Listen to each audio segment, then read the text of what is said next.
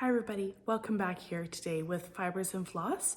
We're doing Flosstubeversity episode number 3.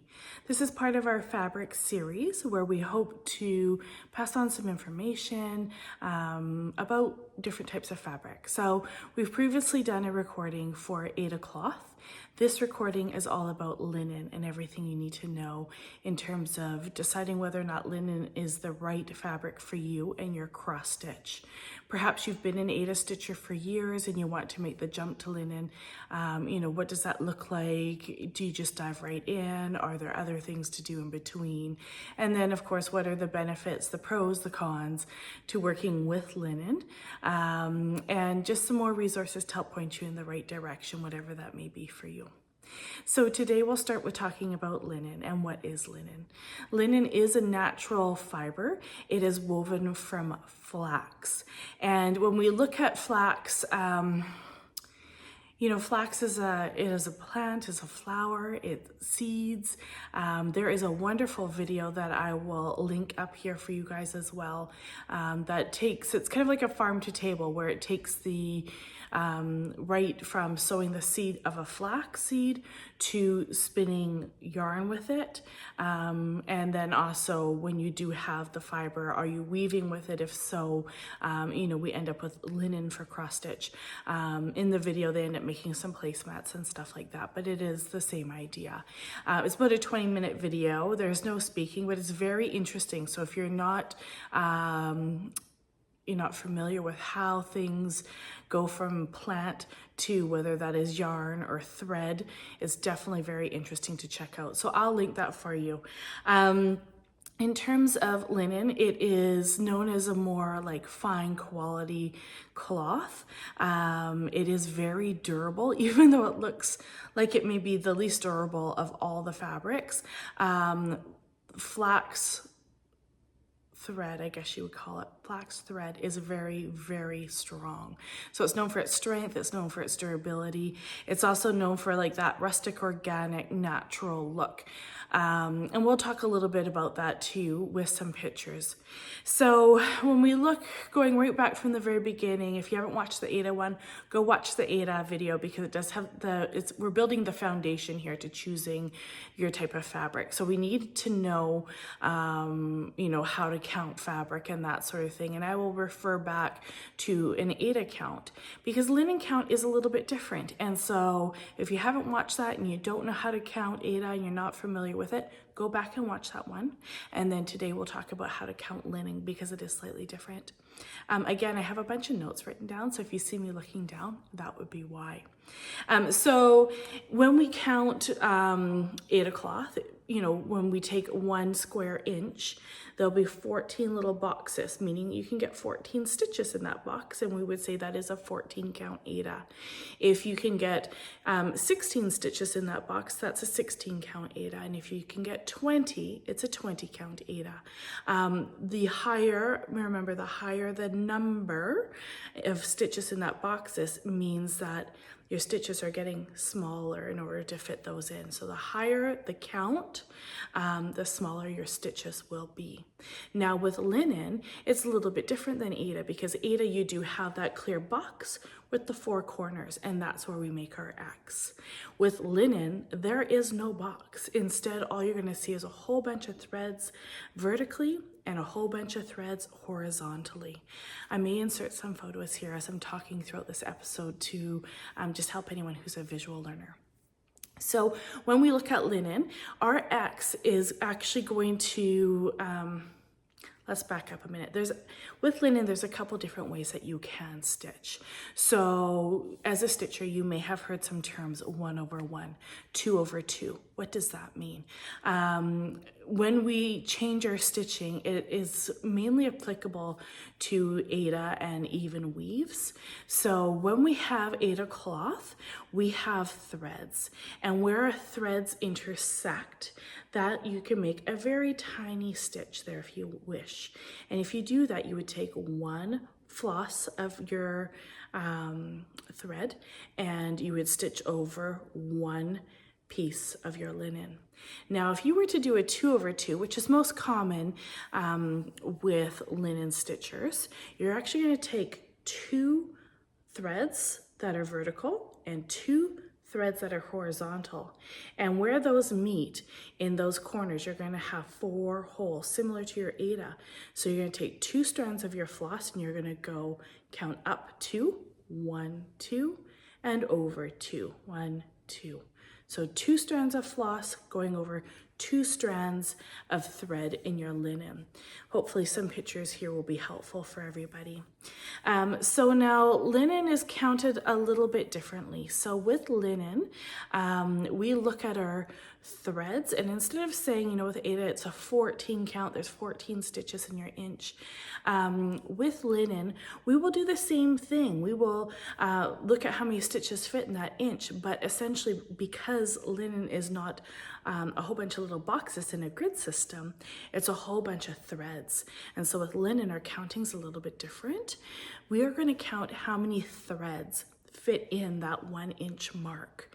And quite commonly, you're going to get 28 threads every inch or 32 threads every inch. And what's going to happen with that is because we're stitching commonly 2 over 2, we would take 28 threads, and if every 2 stitches is 1 stitch, or every 2 threads is 1 stitch, you're going to end up with 28 threads divided by 2 is 14. It may sound confusing, but I'll put some photos in for you.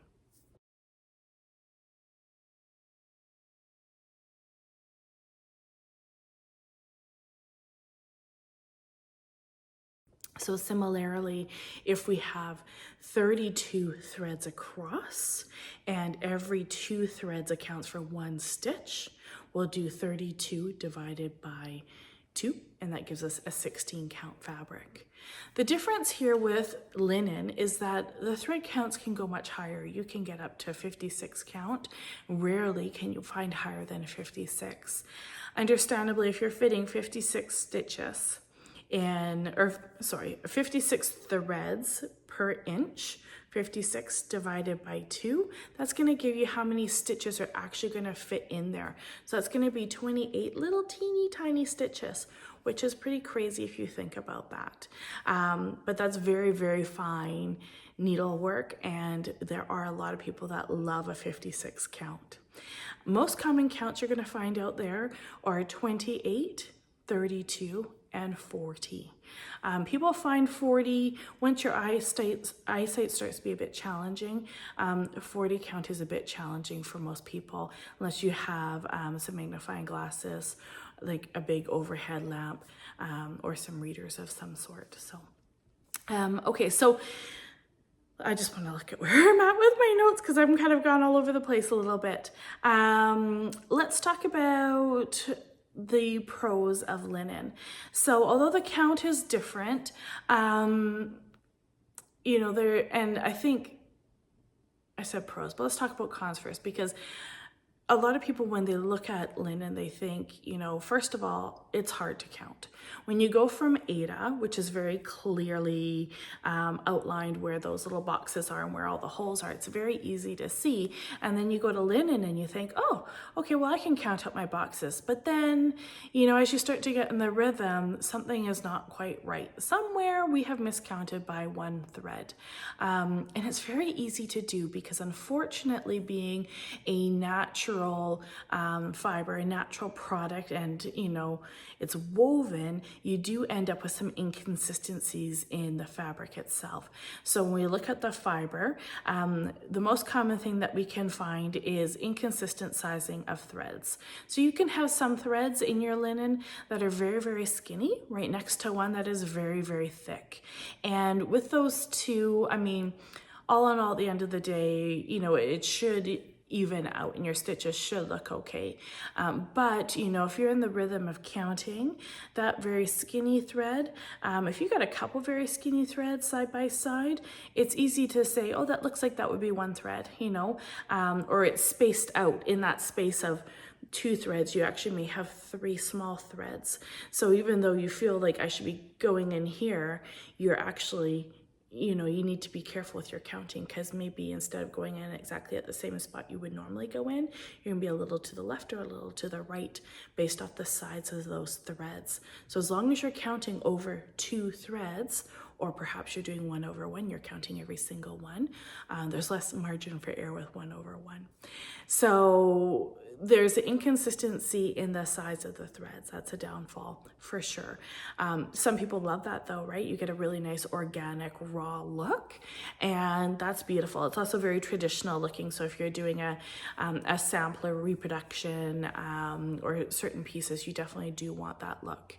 The other problem being is that you can have what we call a slub in your fabric. And so a slub is when you actually have your flax on your distaff, and you are, go watch that video I talked about how to make linen. It is amazing. It's so good. And I'm familiar with most of it because I am a spinner, but if you're not, go watch it. You guys will really, really appreciate it. Long story short, you end up with your flax, which are really long fibers, and we spread it over a stick with a big dome on the top. It's called a distaff. And then we pull from that slowly, and with that, you end up spinning your yarn or your thread. And then, you know, then you take your thread and then you weave it on the, I'm having a moment, on your loom.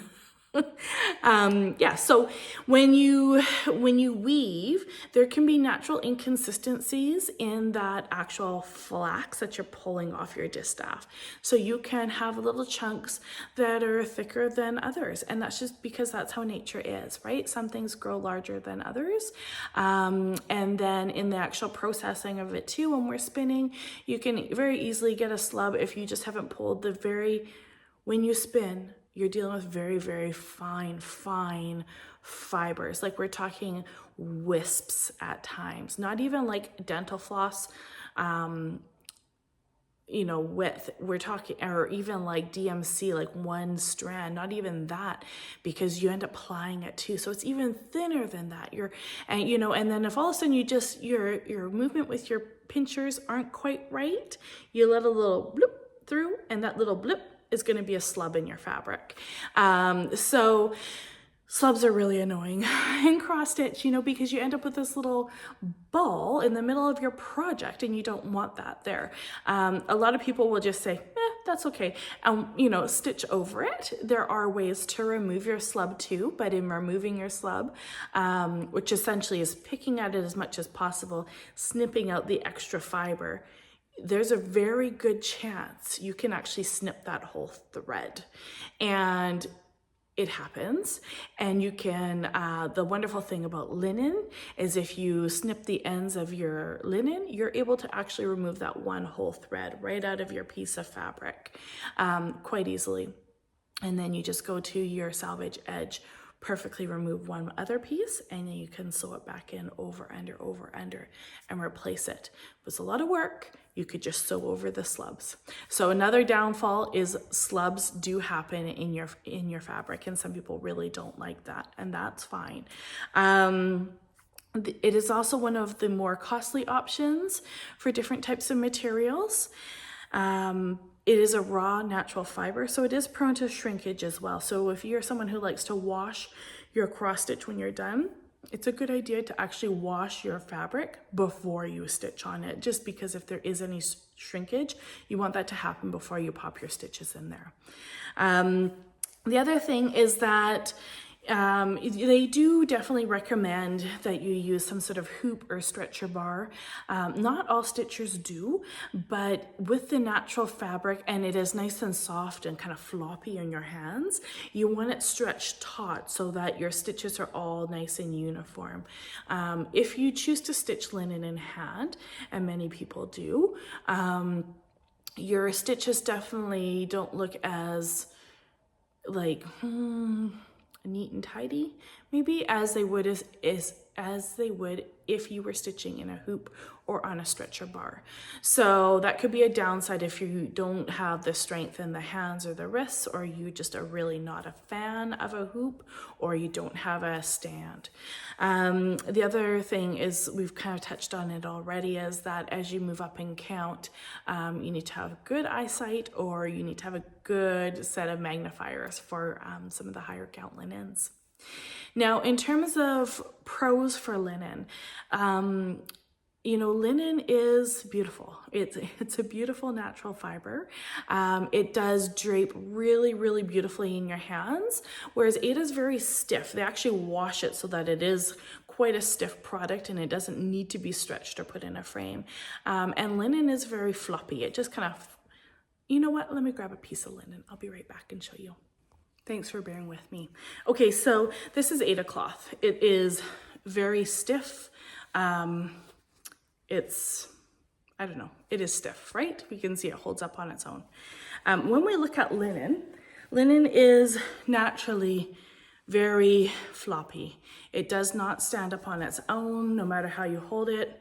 It's just gonna flop right over. It is much thinner. It is a much, much finer fabric. I'm sure with a bunch of photos I'll insert here, you'll be able to see everything. Yeah, so it's finer. People love the feel of it in their hands. If you're an in-hand stitcher, it feels really, really nice to hold that in your hands. Also, linen is another pro is it does come in the higher counts. So if you're doing a sampler reproduction, or you're doing some finer work, you want to be able to have that 40 count or higher. If you've seen stuff on a 56 count, it's a very, very impressive work. It's pretty, I mean, it's very durable, it's very sturdy. We've used linen for literally hundreds of years. And all those sampler reproductions that we're finding out there, they're on linen. And they are, you know, we have ones that date back to the 1600s. So definitely sturdy. It's gonna last forever. Also, it's a raw fiber. So raw fibers absorb dye really, really well. So if you take the exact same dye bath and you're using a raw fiber like Aida cloth, which is cotton, linen, which is flax, versus something that is manufactured like an even weave, Joblin, well, I can't think of any others right now, but there's so many other ones out there.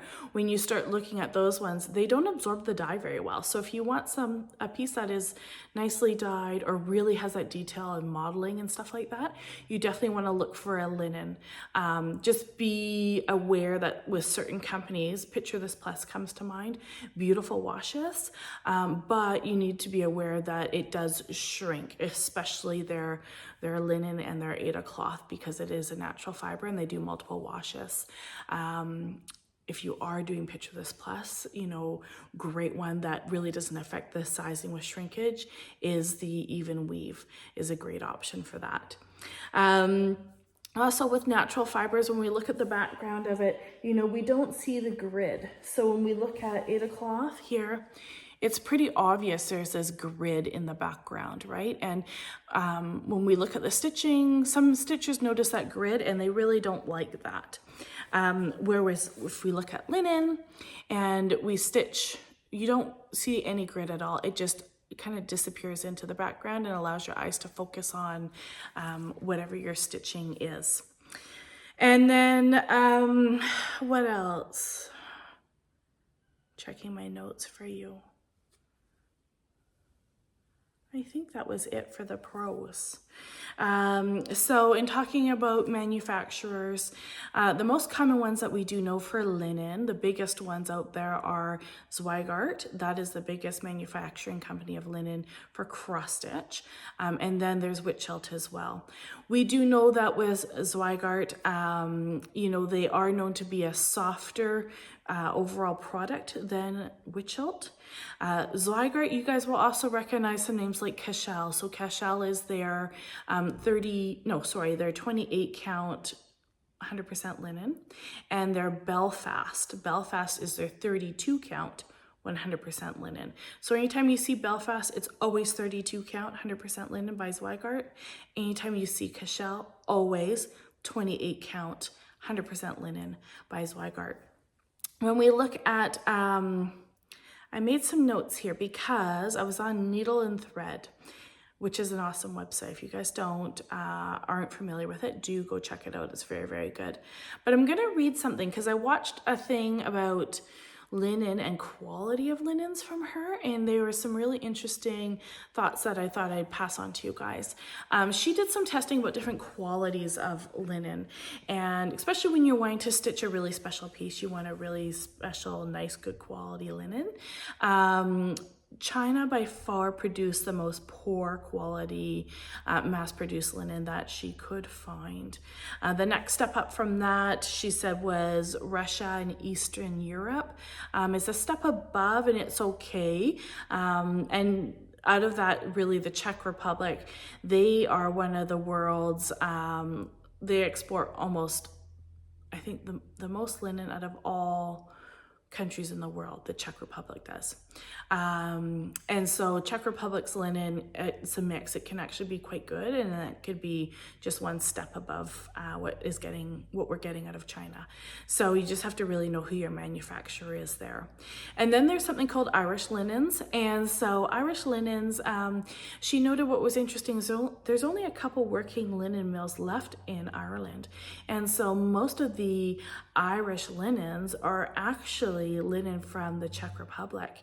And Irish linen is now really referring more to the look of the fabric, not to the actual country of origin of the fabric. The finer countries for linen are ones that have really good flax growing conditions, and so that's really Western Europe is number one. They have some really great linens coming out of there. Italy as well. Cream of the crop, she said, is anything from Belgium or from France. Access Commodities is the one thing that comes to mind right away. I'm not sure who makes stuff from Belgium that we know. Zweigart is from Germany, but I'm not sure of any Belgium brands. And I did try to do a brief look on Google, but I wasn't able to find anything there. So I'm not sure if you know of any major companies that we would recognize that are using linens from Belgium. Let me know. I'd be interested to find out more. And then, yeah, I mean, at the end of the day, really, linen's beautiful, it's gorgeous. It can also be frustrating with the counting and the miscounting. And it's also expensive, but it is readily available. It's easy to find. Not so, I mean, you're not going to find a huge selection when you're going to like a big box store, but any of the needle art shops or little needle, I'm thinking your LNS, local needle workshop. I'm sorry. They all have them for sure. So definitely easy to find. And at the end of the day, really, you just need to choose what's going to work right for you. So if you're an Aida stitcher and you're comfortable in Aida and you're looking for something the next level up, I actually would suggest prior to going to linen, and you totally could jump right to linen if you like, I would actually suggest jumping into some even weave or some Joblin and just giving that a go, because it is still stitching a 2/2, but all those threads, it's manufactured, and so you are getting everything is very uniform. The size of the threads are perfectly uniform. There are no slubs that you need to deal with, and at the end of the day, you know, even though it's synthetic, it is you know, it has a look of linen for sure, especially if you're going with one of the higher counts. So, but if you're brave and you just say, no, I just want to jump in and give it a go for it. I know that my girlfriend Samantha and I, we jumped right into, well, I think I jumped in before she did, but I think my second project ever was on 32 count linen, and I've never really gone back.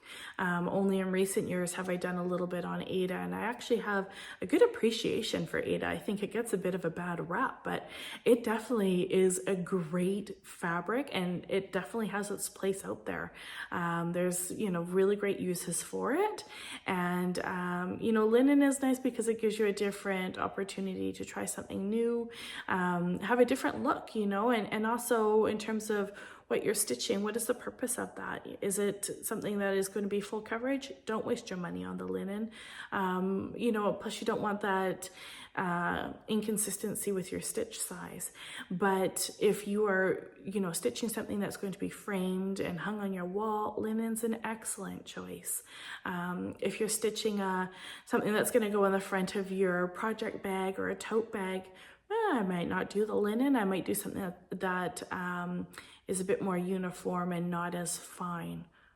Although, see, that's a perfect case in point because we always forget how sturdy and durable linen is. It is the most durable of all of the fabrics out there for cross stitch.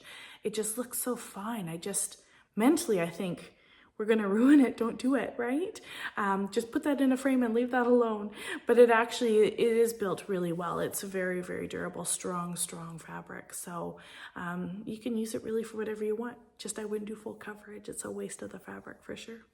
Anyways, hopefully you found some of that interesting. Hopefully you learned something out of there. Our next episode will be all about even weaves and the difference between even weave and Aida and even weave and linen and what projects are great for even weave. Have a wonderful day, you guys. Take care. Bye.